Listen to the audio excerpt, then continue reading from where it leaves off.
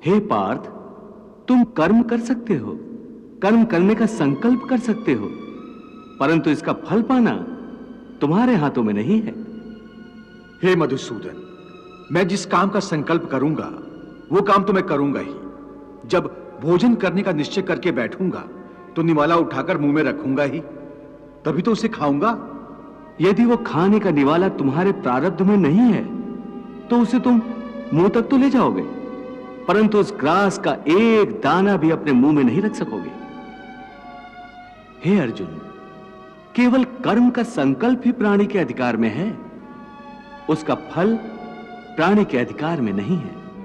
हे केशव, तुम्हारे कहे अनुसार यदि फल प्रारब्ध ने अपनी मर्जी से देना है तो फिर प्राणी को कर्म करने की आवश्यकता ही क्या है?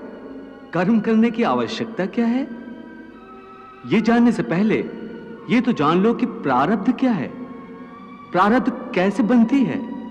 हे केशव, प्रारब्ध क्या है उसे जानने में क्या मुश्किल है? यह तो सीधी सी बात है कि जो भगवान की इच्छा है वही मनुष्य का प्रारब्ध होती है। नहीं अर्जुन, नहीं, यह धारणा सत्य नहीं है। क्यों सत्य नहीं है?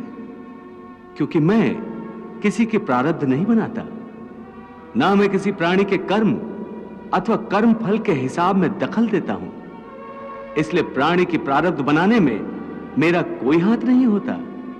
फिर कौन बनाता है प्राणियों का प्रारब्ध? प्राणियों के अपने कर्म। अर्थात ये कि प्राणी जैसे कर्म करेगा उसका वैसा ही फल पाएगा।